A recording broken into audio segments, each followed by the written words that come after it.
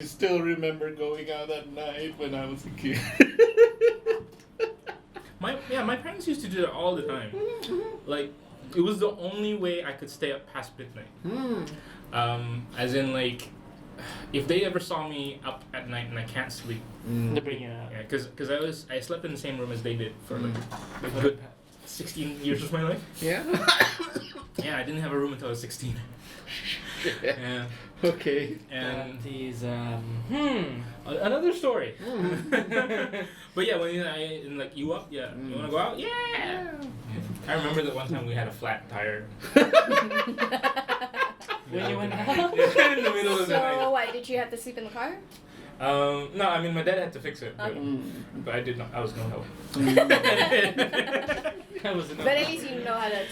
Hey, Change one welcome now. guys to World Talking Dragons. There you go. Welcome guys to Talking Dragons, the tabletop show where we talk about Dungeons and Dragons, board games, and all other sorts of crap. We're here again today with none other than Yura, Jihan, Hey. and Sheza. Hi. We've changed orientations. I've always wanted to do this, by the way, because in the last few episodes, I don't like this side of me because I have the scars here. Uh-huh. And I'm like, what's different? What's different? Okay. Like, all right, I'm supposed to sit here. And it turns out I have been sitting here in the earlier podcasts. Mm-hmm. Ah, But somehow I thought Switching. would be a better idea. it's But for the sake of fans, Yes. we change it up because we don't have anything else to change. I mean, we could change the tablecloth Or or guests. anything. Yeah, Or guests. or guests. That is true. You know, Hit us Or up if decor. you want to be a guest again. no. No? What? Oh? Why? Why not? We want them you don't meet your fans. Or was it you don't meet your heroes? You don't meet your hero. You're gonna meet your fans. Although, to be fair, I guess for some celebrities, yeah, you don't meet your fans. Like, I imagine us to be the podcast's BBG, you know? You don't want to... He's around, but you don't want to talk to him until the end of the show. Or the end of this charade thing that we're doing. Hey guys, I could... there we go again. We forgot to close the door. Professionalism 101, guys. Soundproofing. I need help, guys. Yeah. I have been thinking a lot about the shop and about Sundays because we try to do this whole Sundays beginners Yeah, kind of thing, yeah. and we've got a few cons coming up in this year lined up. So Yeah. I kind of want to bring like a nice diorama that you can kind of like use to play one shots and stuff like that. So I was thinking like designing a one shot. Okay. So it got me to thinking like, what is a good one shot? And then it also led me to thinking, what a good subject to bring. So that's why it's here. What makes a good one shot, guys? First of all, I need your help designing this one shot. Alright. It's not your typical 4-hour. We're gonna like dungeon delve and do all 3 pillars. It's gotta have a few things. Like for example, if we're gonna bring this to like beginners and if we're gonna bring to cons and stuff, we have to make sure that it's user friendly, like approachable Yeah. kind of thing. Like, would you like to play D&D? Yeah, it's gonna take 5 hours of your life. So we don't want that. We kind of want it to be nice, not too short, but just enough for people to go, oh man, that was so great. I want to play again. You know, and then it's got to have a little bit of everything, if possible. Social, combat, exploration, blah blah blah. Plus, it's got to have minis. By the way, today's sponsor is brought to you by Ironbound. No. I mean, like, is that an actual company? I hope not. Well, he is. Well, he's an Iron. He would like to talk to you He's more an about. Iron Man figure, sure, from Descent. Not a sponsor, No. but he is. Oh boy. We'll call him Joe. Ironbound Joe. All right. Ironbound is a family name, girl. So it's Joe Ironbound. Joe Ironbound. So is he a sir? Oh no, don't insult him. Okay. I mean, he's obviously a royal guard. He's been standing here for the last 5 minutes without us acknowledging him. Greetings, Sir Joe. Hi, Joe. He's not allowed to talk. Yeah. So- but he is our sponsor, though. He sponsored this dice, which is from Kraken, by the way, guys. Not sponsored. Not a sponsor. But please, if you want to sponsor us, Kraken, go ahead and hit us up. Mm-hmm. And thanks for listening. This is Chunky. Kill you if I roll an actual one kind of dice, right? And we just learned the actual price of these things. These are not $50. Yep, they might be $50 somewhere else, but not here. What are these called, Shazza? They only call it by its color, which is it's in dark chrome. Actually, the name given on the site was Goliath. Oh yeah, it's part of the It's Goliath, series. Yeah. Because only Goliaths would roll these. I mean, they're big. Yeah. I think there's a crater in there. Just so you know, That's this made why of I was pure like, metal. It can kill you. It's not fun when that thing drops on your foot. I mean, sound guy is gonna love me. Sound Yazin. Sorry, Yazin, sound guy. sorry, Yazin in the future. Ow, my ears. So let's get right to it. Designing the one shot, right? What makes it easy? What makes it approachable? Okay. You're up. Okay. So I'll make it easier for you. Like, what would you play? Like, what would you send your new players to? Like, what was a good, easy 2-hour one shot for you? If I remember that one time when you told me to run a one shot for 3 new players at open day. Yeah. Weirdly enough, I ran that for 2 hours. Okay. Because I remember how you ran it. I'm like, the walrus. It was an interesting encounter. Where you ran Icewind Dale? Yeah. Okay. You ran the Zero. prelude, Like, because the 3 adventures were like, there's a talking walrus in the mountains. This is interesting. I'm like, yes. And they have a talking otter. Yeah. Interesting. I'm like, okay, they're into it. All right, there's a lumberyard. I wanna kill that guy. Yeah, sure. Yeah. I mean, I would do it, says Dura. So far they enjoyed it, and after that 1-2 hour session, they finished off the null, which was I didn't get to fight the null, but I managed to get them to fight the null, and after that they wanted to play at Safi's game. And then if I remember this group correctly, they played like 3 different DMs' games that day. They played the whole day. Wow. So I guess table hopping. Yeah. So I guess maybe that's never been done before. But I guess the whole talking walrus in the mountains. That's an interesting starter. Okay. I mean, let's back up a bit. I mean, Icewind Dale, that particular adventure you're talking about, is basically AL Chapter 0. Yeah.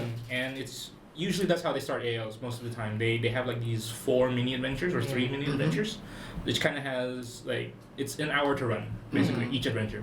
And once you finish all 4 adventures, then you move on to Chapter 1. Yes. So the way they kind of package it, it's sort of what I had in mind as well. But the problem with that one is that within each adventure explores one pillar of D&D. So like the first adventure was exploration. Social. Social, and then after that second combat. Yeah, and the second one was exploration, I think, and then the third one was combat. Yeah. Like they usually end it with combat. Yeah. So that's interesting. I think I like that idea. Yeah.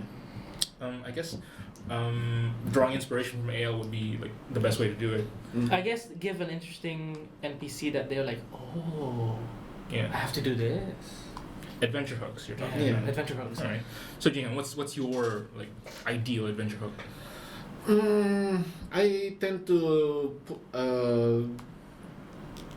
go with the old stable, like here's your party. Suddenly there's a call to adventure, and once they've dealt with that, it pulls them to something a little bigger that may require a bit more exploration, a little more future thinking, unless they're the type that just want to go ahead and just run into it headlong.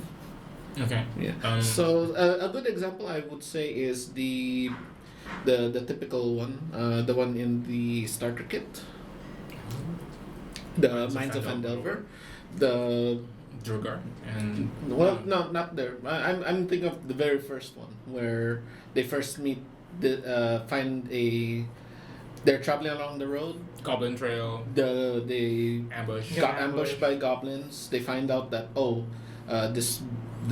ones that are dead here are actually part of a different group. They go to find that actual group. So once they get to the goblin cave, they have different ways of trying to deal with that. You know what? I ran that adventure once for Nadia. Mm-hmm. They totally ignored the goblins. Huh? Like they took care of the ambush just fine. Yeah. And they that trail, that secret trail, Yeah. And they were like, let's not go there. Let's continue on our mission. Okay. Skip. Okay. All right. You're in Neverwinter now. What? That's the beauty of D&D, where technically yes, They can do that. they can do that. But sometimes you gotta find ways like, but It's you blocked. you do know about these people that they're definitely gonna need help. Are you sure you don't want to go and help them? No. Oh. They were like, no, the guy's already dead, and we need to send this cargo, obviously, right? Mm-hmm. And they looked at me and they're like, You're not wrong. On the spot. I'm like, okay. Yeah, I mean that does happen. yeah. Whether you're able to convince them or not, well, yeah, you can always throw them a bone. I mean, yeah, sometimes the adventure just doesn't take. Yeah. Just doesn't get you there. Yeah. Which I hope won't be the case when we design this one shot, because I kind of want it to be sort of like a dungeon delve. So it's kind of like you're trapped in this dungeon. You need to not really trapped. You're kind of like you're quested to go through this dungeon. You enter the dungeon, grab a treasure or something. You're trapped. Get out. Yeah. So sort of like Indiana Jones. Sure, yeah. So I think it's simple enough to design a 1 hour kind of thing, and it might be a chance to try doing a bit of exploration more, which I think would be. No, combat is still my weakest point, but exploration is kind of nice too. Yeah, I like exploration. It's just sucks when I throw a puzzle in and people are like, What do I do? we're going to be stuck here for an hour or so. And I'm like, oh man. Give me a bone, DM, give me a bone, I'm stuck here. Don't give me vague questions. Okay, Shaza, you're more of a D&D player than you are a dungeon master. So you've had your fair share of puzzles, I'm assuming. Yeah. Some. So you'd have more insight into like what puzzles are more fun to do, and what puzzles are more like, oh, you know what, this is definitely solvable kind of thing. I mean, when it comes to puzzles, it really depends on the person. Sometimes like not everyone is necessarily bad at a puzzle per se. They just happen to be better at others. Okay. So there are some that I just do not like to do, and there are some like, I don't mind doing this one. I guess like anything with like ciphers or codes or riddles, those are the ones I tend to avoid. Perhaps like maybe like colors or shapes. Those are the kinds I'm more better at, I suppose. Like as a DM, we're always afraid of having our intelligence insulted. So we always try to be clever when we try these puzzles, and then when we design, no wait, that's too obvious. Yeah. No, I'm gonna make it harder. A little harder. A little harder. Yeah. A little harder. And then when we play, like, guys, this is so easy. Guys, it's right there. The answer is right there. Read it again, please. How can you not understand Quinari? That's not even a language. It is in Dragon Age. Yeah. I never played Dragon Age. Oh no. But yeah, I guess when it comes to one shots, it really does depend on the adventure hook. Yeah. So definitely. I'm kind of looking for an adventure for everyone. You know, like what would be the first thing? You know, what if you had? So this is how I always describe dungeon mastering for the first time to people. It's basically a job interview. You are there to impress your players, who will be, in a way, your bosses, and you're trying your best to make sure that you leave a lasting impression on them. So you only have a few minutes to do that, or a few hours, or a couple of hours to do that.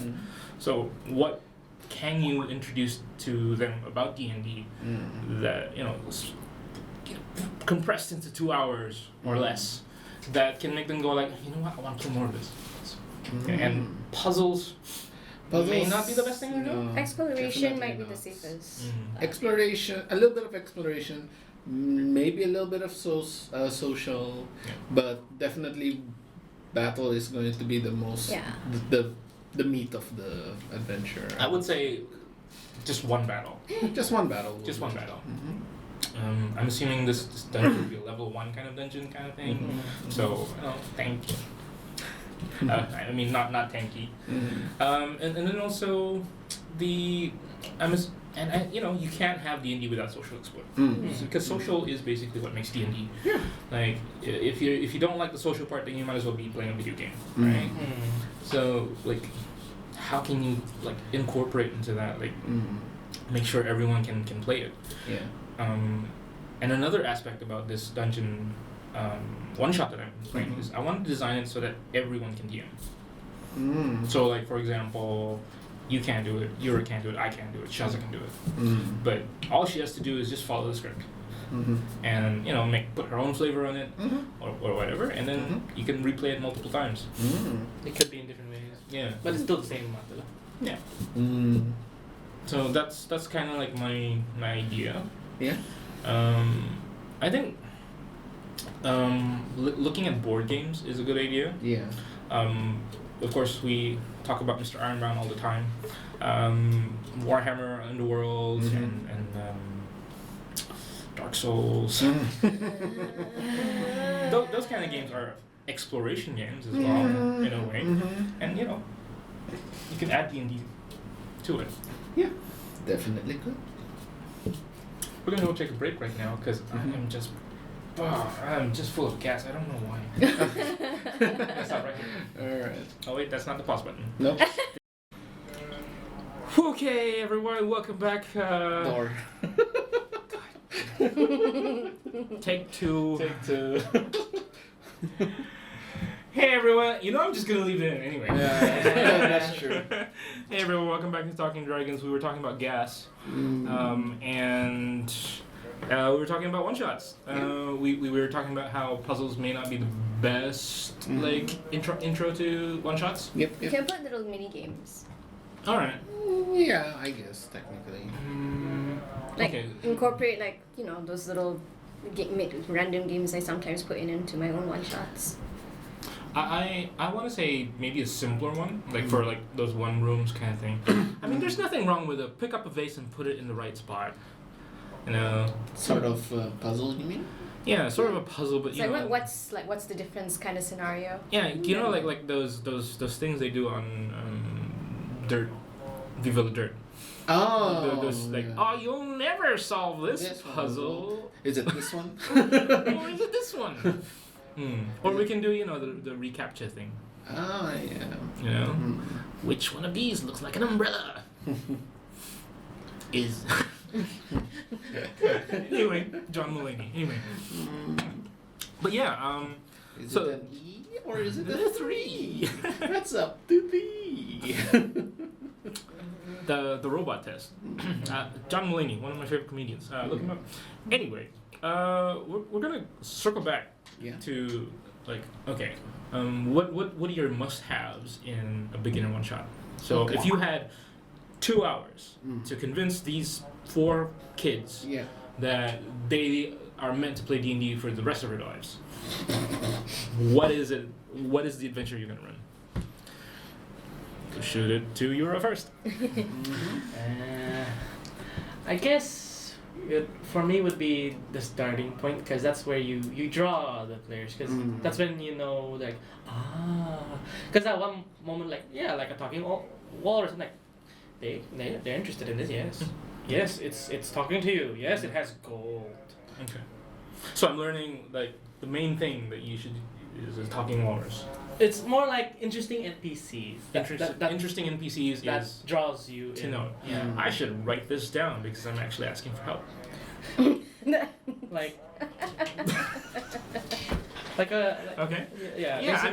Interesting NPCs that draws the players, like the start of the thing. Okay. Yeah, so interesting NPCs to pull you in. Yeah.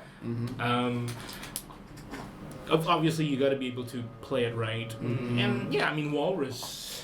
I mean, when I first read that adventure, yeah, it was kind of like, oh man, this is gonna be interesting. They're talking animals. Yeah. I always wanted talking animals. Sorry, it's sorry, not like sir. it's not like the John. it's not like the generic Joe. I thought it was Joe. Joe. Joe. But yes, we're going back to it. Yeah, it's not like the usual generic. Like this is the first time, like, oh, talking NPC. That's not a humanoid. It's a walrus. I'm interested. As a player, I was like, okay, this is interesting. Okay, fetch quest. I'll do it for the talking to walrus. Yes. All right. Okay.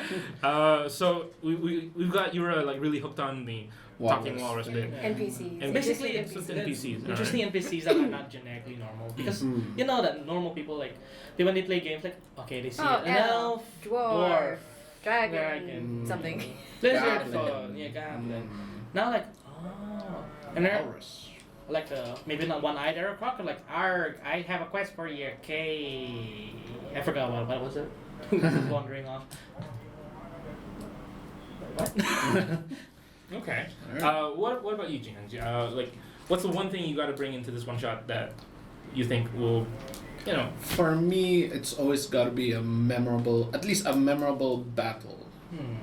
Something that's not too easy, but not overly difficult either. Doable. It's a doable battle. Something that will keep them excited as they try to battle their way.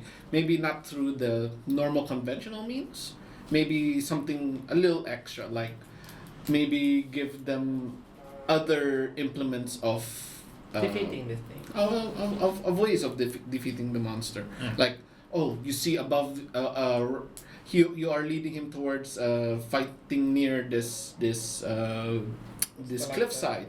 Yeah. Maybe there is whether trying to knock it over the side, or maybe, hey, like Snow White.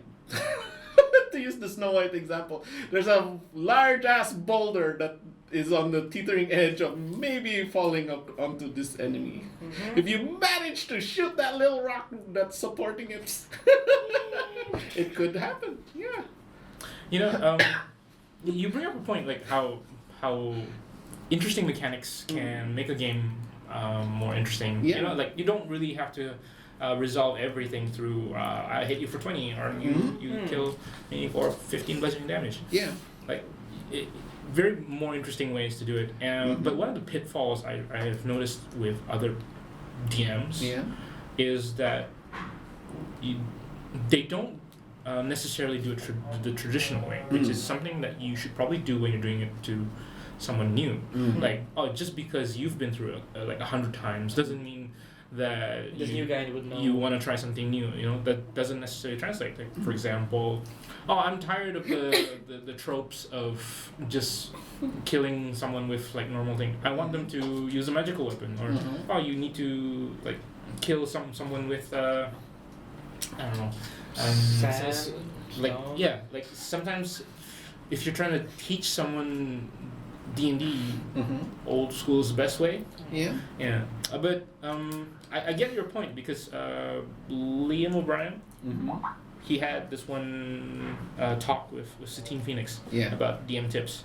And the thing about running games with kids is that he tried his best not to make combat the ultimate end all. Like in his games that he runs with the kids and stuff, he will always run it without weapons, which is kind of interesting to me. Sort of that theme.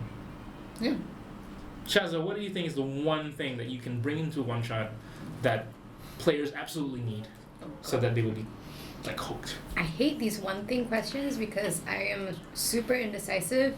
I never can settle on a one thing. That's why we have. That's why I go to you for time wasting. You give me just a bit of time to think about what else I'm gonna say. Well, or your own answer. I'm like, I'm just gonna say no. If I were to rephrase your question from like how I would like to design my own one shots, adventure hook wise, I like something maybe funny or wacky. Like for example, when Nadia ran what was it, sheep something? That one? Wild Sheep Chase thing. Wild Sheep Chase. Sheep Chase, yeah. So because a lot of people tend to, enjoy like maybe wacky funny things. However, I also like to put in some perils, like certain dangers could include like which is the battles or certain enemies where usually they're not supposed to encounter, say a hag at a level 1. Which I will customize that will be somewhat beatable at their level. Okay. Their weakness is water. They're melting. Are you dropping Are you referring to the Wicked Wild Witch of the West? Or I mean, if don't you know. Didn't she comes back? And other than that, like Jokes. I would always put in like a little mini game somewhere in there too. I mean, I noticed that the mini game. Yeah. What else? And there has to be a clear goal. It could, which is what is it going to be? Fetch quest, rescue mission, etc. etc. You know, like you want to drop the players right into the action, especially when you only have 2 hours, right? And if you want to like put all the 3 pillars in there, Yeah. obviously combat's going to take the most time. Yeah. No, it should be usually the last. So it's really just a measure of like being able to see. Look, I drew a no face. But I guess it doesn't necessarily have to be combat, right? But then again, if we are introducing this to beginners, then yes, combat is part of the D&D. Oh yeah, obviously. Well, that's all the time we have for today's one-shot talk, ladies and gentlemen. And Again, Yazin, what's your own answer to that question? I think 3 is enough. Okay. Get in the comments. I guess in your case, you're a huge like ambiance kind of guy. You enjoy music, soundtracks. I hate that. I like it when people make an effort to, so which is why I do it. But I hate looking for soundtracks because I have to pay for those. Yeah. I mean, obviously there are other ways around it. There's royalty-free music you can find. Because the music I want, yeah. right? For example, our campaign, right? It's Final Fantasy IX themed, and I like it. It does add atmospheres to the games. For me, it is a matter about you walk away from the game thinking, hey, you can do that. That's what I want my players to walk away with. Yeah. Or, man, that was really relatable, kind of thing. So those 2 things I kind of look for. Yeah. So, for example, if I were to run a one-shot, it would have to be in a way that they would kind of walk away knowing that, I get it now. It's like Kingdom Hearts, but slower. Actually, I take that back. It is like Kingdom Hearts, but faster. Are you sure Kingdom Hearts took longer than you? Oh no! Did I just? Oh no! Okay. No, that's a. Oh yeah. Yes, you're right about atmosphere and ambience because I try to draw inspiration from things that are relatable. For example, the Final Fantasy IX thing. I usually use a lot of Elder Scrolls, Skyrim when I want to do like classic medieval fantasy role-playing games. But if I were ever to do like things like cyberpunk, I would obviously use cyberpunk. And my favorite go-to soundtrack right now is a game called Hollow Knight. So it's my go-to favorite like soundtrack of all time. Okay. Only for my best games. Okay. I will use that because it has a certain flavor to it, like a certain kind of sadness, yet like cheerfulness. Yeah, very not melancholy per se, but pretty Somber. So I want to do dungeons. So make dungeons, atmosphere. You can move minis and you can paint minis. You can buy dice. You can use dice. What I'm saying is, I want to make a dungeon that kind of advertises what Magic do. And yeah, these are nice suggestions. Yep. I'm sure we can work something out for in time for the event itself. Yeah. So just letting you guys know that the BestCon. Not BestCon. BestCon is a dice. Best. Best or Game On event, because we're not sure what they're calling it. Oh yeah, that's true. Game On is on the 27th, 28th of March. I think they will be announcing that very soon. We've got a few events, especially in Mabuhay, and maybe we might even come up with our own. Yeah. So hopefully in the near future you're going to see what we've been talking about, and I think that's it for today. Yeah. Right. I mean, any more questions? Questions for the class? From us or from them? For them? I don't know. Can we take questions? Yeah, we could. Well, I mean, I checked. That's why I checked the comments, and I'm going to predict what they're going what Anas is going to ask. I've yet to actually see an actual question in the comments. Maybe whoever that listens to the podcast can give their own comments on what they would like to add to their one-shots. Ask us next time what you want to hear from us. us. Please put the question in the most recent video, because I'm not gonna go back to the older videos to look for a question. Well, obviously I will, because it comes up in my emails. I don't pay attention to Anas as much. Okay. Well, thanks for joining us again. Oh man. Oh, I forgot to mention it's my birthday. So if you guys want to send me something through Wild Magic, you can send your donations to info@wildmagic.com. Yep. Happy birthday to Yazin on the. Thank you guys for joining us. We're gonna see you guys next week. Bye.